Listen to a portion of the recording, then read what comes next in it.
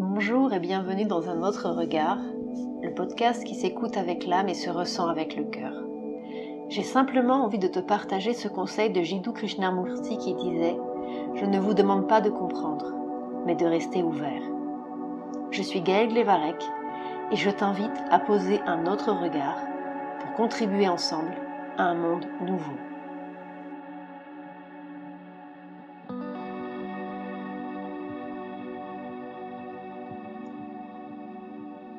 Aujourd'hui, je vais te parler de l'importance de quitter le monde des bisounours. Alors, je fais exprès d'utiliser une introduction comme celle-là parce que c'est vrai que quand on est hypersensible, empathe, etc., on dit souvent qu'on a un côté naïf et on dit souvent qu'on est dans le monde des bisounours et que le monde, c'est pas le monde de Candy, c'est pas le monde des bisounours.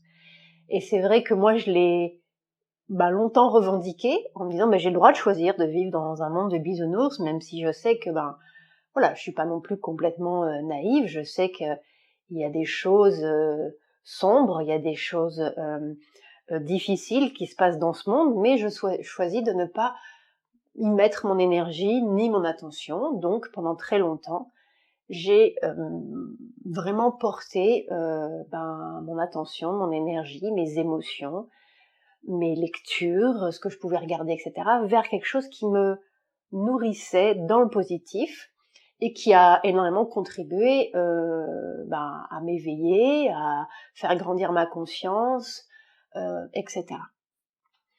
Et puis, au mois d'août, j'ai eu 2 semaines un peu particulières parce que j'ai eu l'impression vraiment de sombrer, d'être complètement happée par un côté sombre en moi, mais sans trop comprendre trop ce qui se passait. Et les mots que j'utilisais, c'était j'ai besoin d'alimenter la noirceur, l'ombre, la bête en moi. C'était très particulier les mots que je choisissais, mais toujours avec beaucoup de recul, toujours en conscience. Et donc, je me suis mis en pause et clairement, j'ai regardé, je me suis abonnée à Netflix pendant 1 mois et j'ai regardé des séries, que je regarde jamais d'habitude, mais que j'avais besoin d'aller voir des choses un peu, le combat du mal contre la lumière, des choses avec des vampires, des choses comme ça. Mais encore une fois, je suis maintenant en tout cas, je fais de mon mieux pour être complètement dans un lâcher-prise et de faire confiance complètement à ce qui se déroule, même si je ne comprends pas où ça me mène. Et là, tu vois, en te racontant tout ça, je mesure l'importance de ce passage, en fait. Je mesure l'importance qu'il y avait à ce que j'aille voir ça. Et puis après ces 2 semaines, c'est revenu. Je suis revenue, ça allait mieux. Encore une fois, sans trop comprendre pourquoi. Ça s'est un peu éclairci après. Il a fallu que j'aille nettoyer des choses vraiment très en profondeur, au niveau cellulaire, au niveau de mon ADN, que j'ai effectué une libération et qui a été vraiment transformatrice, puisque ça m'a libérée de la majorité de mes peurs. Donc ça allait bien, mais c'était encore une fois nécessaire pour que je puisse aborder l'étape suivante, qui était le fait de voir. Et quand je dis voir, j'ai des frissons partout, c'est voir avec en majuscule, V-O-I-R majuscule. Et là, c'est vrai que j'entendais, mon intuition me disait, Gaëlle, il faut regarder maintenant. Mais j'avais des phrases comme ça qui arrivaient, mais je savais pas trop regarder quoi, voir quoi, je savais pas. Et puis, de fil en aiguille, en suivant mes intuitions, en suivant, je tombe sur tel article, tiens, je vois telle personne que je suis qui me parle de ça, ou qui a posté telle chose sur Facebook, ou qui a posté telle chose sur un autre réseau social, etc. Et puis, de fil en aiguille, j'en suis arrivée à aller voir. Alors, je ne vais pas du tout rentrer dans ce que j'ai vu, parce que je pense que ça fait partie d'un cheminement personnel, et chacun est libre d'aller voir dans la profondeur qu'il a envie de découvrir. Mais par contre, ça a été vraiment une pause, en fait, une pause dans ma vie, Donc je me suis dit ok, je vais prendre du repos. Et au début, j'ai envoyé un mail aux personnes qui sont abonnées à ma note inspirée, et je leur ai dit bon, je me prends quelques jours de repos. Mais pour moi, j'allais vraiment être en repos. Non, ce n'était pas ça. On n'avait pas prévu ça pour moi. J'étais en off, je dirais, de ma vie, du cours de ma vie. Mais par contre, j'ai plongé dans le voir. Et je suis allée creuser. Ah oui, chose importante aussi, c'est que je commence à avoir des flashs, à avoir des visions. Soit quand je dors, soit quand je suis éveillée. Quand je dis des flashs quand je dors, c'est pas des rêves en fait, c'est vraiment des images qu'on me met avec des ressentis, avec des sensations. Et là, j'ai une période où je faisais des rêves et j'ai eu un flash très perturbant, très noir, très sombre. Mais encore une fois, d'où ça vient, je ne sais pas en fait. Bien sûr, il y avait, pas complètement, mais une partie des émotions puisque je rêvais aussi de ça. Et c'était pas très agréable, c'était quand même assez lourd, j'avoue. Mais là encore une fois, sans comprendre pourquoi j'avais ces flashs-là, sans faire de lien particulier. Et quand je suis allée voir, j'ai compris. Et notamment, je suis tombée à un moment donné, dans une vidéo, sur cette fameuse vision, sur ce fameux flash, la même image. Il y a juste les couleurs qui étaient différentes. Moi, j'avais des couleurs, j'avais comme si c'était une scène que je voyais avec des vraies personnes, et là c'était un dessin qui était représenté. Mais c'était exactement le même nombre de personnes, la même mise en scène, les mêmes actions, etc. C'était tout pareil. Donc c'était un peu perturbant quand même, mais c'est venu me confirmer que ok, j'étais sur le bon chemin et que c'était surtout très très très important que j'écoute, que je suive, que je ressente ma guidance, mes intuitions, et que je fasse confiance, même si c'était complètement bizarre, même si ce qu'on me demandait de faire était complètement décalé. Donc effectivement, je suis allée voir. Qu'est-ce que je suis allée voir? Je suis allée voir ce que moi je peux appeler l'ombre. Voilà, l'ombre. Alors j'ai peut-être pas tout vu encore, j'en sais rien, mais bon, déjà ce que j'ai vu, voilà, c'est pas, c'est lourd, voilà, c'est lourd. Mais il est bon de se rappeler que quand on voit l'ombre, on voit la lumière aussi, parce que c'est la loi de l'équilibre en fait, la loi de la nature. Dans la vie, tout est équilibre. Et plus on va voir l'ombre, plus on peut aussi voir la lumière et l'accueillir. Alors attention, voir, ça ne veut pas dire activer ses peurs, ça ne veut pas dire être en réaction, ça ne veut pas dire sombrer en fait, pas du tout. Et c'est pour ça aussi que je pense que j'ai vécu ces épisodes au mois d'août pour me préparer. Et je vois de plus en plus comment la vie me prépare, nous prépare, par des petites choses qu'on ne comprend pas toujours, mais comment elle met des expériences, des rencontres, des partages, des informations sur notre chemin pour nous préparer à chaque instant. Et c'est pour ça que le mental n'a pas sa place, parce que lui ne comprend pas pourquoi on va dans ce sens-là. Donc vraiment, là, de plus encore que d'habitude, il est vraiment important, essentiel de lâcher son mental et de suivre ce que nos tripes nous disent, ce que notre intuition, ce que notre guidance, ce que nos ressentis nous disent. Alors pourquoi c'est important de voir? Maintenant, avec le recul, je peux te partager en fait pourquoi ça me semble important de voir. Parce qu'effectivement, on se prépare. On se prépare pourquoi? Parce que comme on voit un peu plus ce qui se passe, on sort de l'illusion. On ne va pas être dans la panique quand des choses vont être révélées, quand des événements vont arriver. On peut se préparer déjà émotionnellement, se préparer physiquement en prenant soin de son énergie, en prenant soin de sa santé, en prenant soin de son corps, et se préparer aussi peut-être dans la matière en fait, en mettant des actions en place. Donc ça c'est quelque chose qui est pour moi primordial, parce que du coup on pourra agir en étant centré, en étant aligné, sans se laisser complètement envahir ni submerger. On peut anticiper aussi. Voilà. Et encore une fois, le mental vient et va raconter des histoires en disant non, mais quand même, on va pas faire ça, on va pas mettre ça en place, c'est ridicule.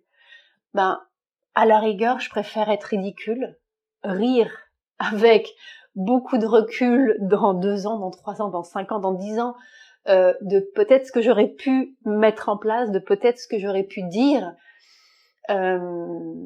plutôt que de me retrouver face à une expérience difficile à gérer, face à une intensité émotionnelle que mon intuition m'avait dit d'anticiper et de ne pas l'avoir fait.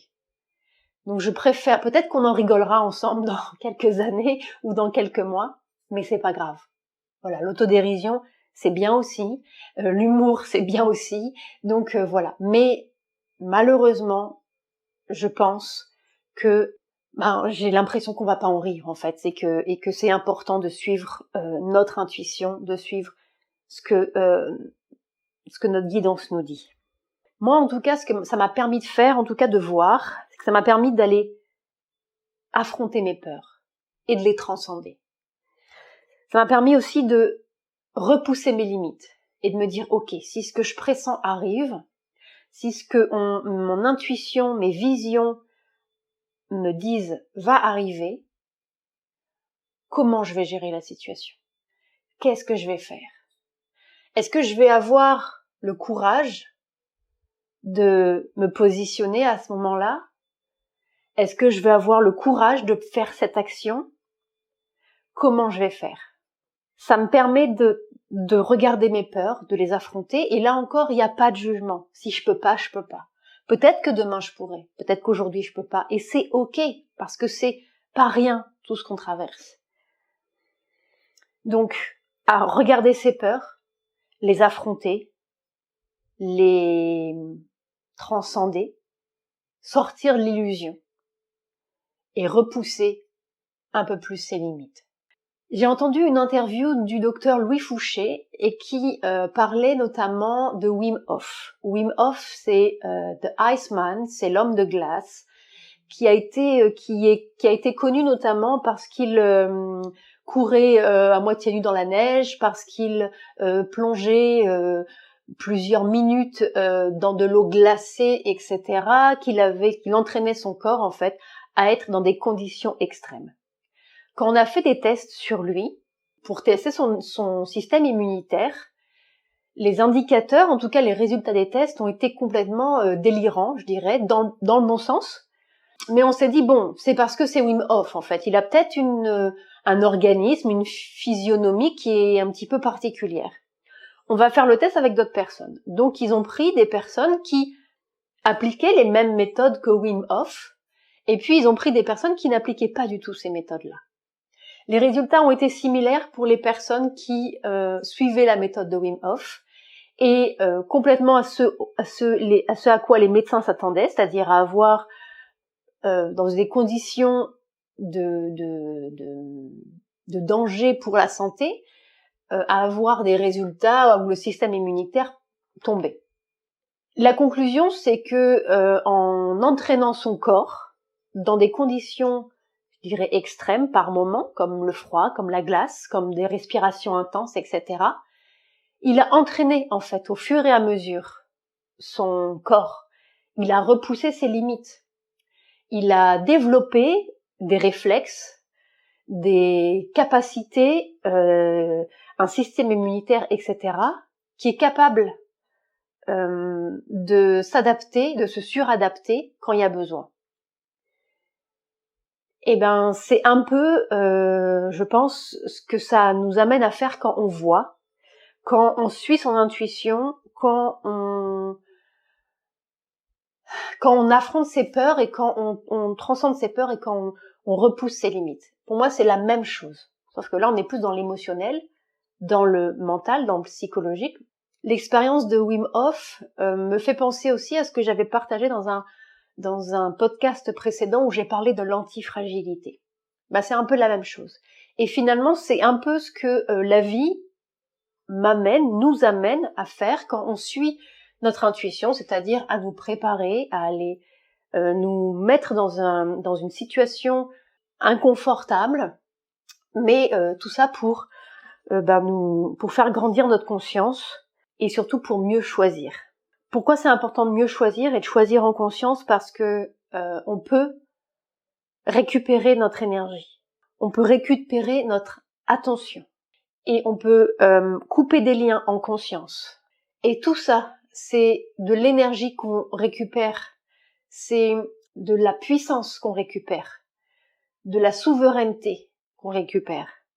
Et du coup, ça nous permet d'alimenter ce qui nous semble juste, de mettre toute notre énergie, toute notre lumière, qui a grandi par cette ouverture de conscience, par cette préparation, par cette anticipation, par ces liens coupés, toute cette lumière qui a grandi face à l'ombre qu'on a osé voir, nous permet d'alimenter encore plus en conscience ce qui nous semble juste et d'alimenter le nouveau monde qu'on a envie de créer. Il est important de se rappeler que l'ombre est là pour révéler la lumière. Parce que voir ses peurs, affronter ses limites, ses difficultés, c'est comme si on passait un portail, en fait, pour avoir une nouvelle vision du monde. Ça fait partie, à mon sens, de la phase d'éveil. Ça fait partie de l'ascension, ça fait partie, je dirais, du plan divin. Alors s'il y a une chose que j'ai envie de te dire, mets ton mental de côté, écoute ton cœur, écoute ta guidance, écoute tes ressentis, écoute ton intuition, même si ça te semble complètement délirant. Encore une fois, on en rigolera dans quelques années. Promis, on en rigolera. Je préférerais vraiment qu'on en rigole. Voilà, suis ce que tes tripes, comme les anglophones disent, c'est trust your gut. Voilà, fais confiance à ce que ton ventre, à ce que tes tripes te disent. Même si ça demande de faire des choix ou de faire des actions complètement délirantes, même si ça te demande peut-être demain de déménager à l'autre bout de la région ou de quitter tel boulot, fais-le. Fais-le parce que c'est essentiel aujourd'hui, voire même vital.